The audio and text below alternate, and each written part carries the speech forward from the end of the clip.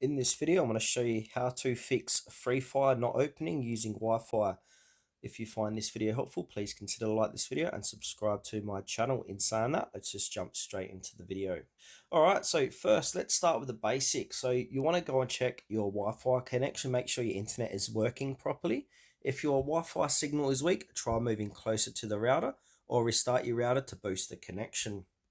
Step 2 is to clear the app cache. So to do this, click and hold down the app, then click into I to get an app info.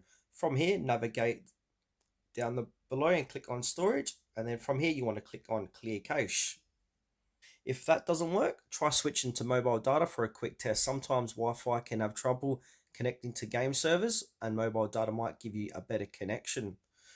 If it's still not working, try restarting your phone. It's an old trick, but it can help fix a lot of issues, including network errors. You can also check to make sure Free Fire is up to date with the latest version. So from here, go to your Player App Store and then make sure Free Fire, if it says update, go ahead and click on update and see if that fixes your issues.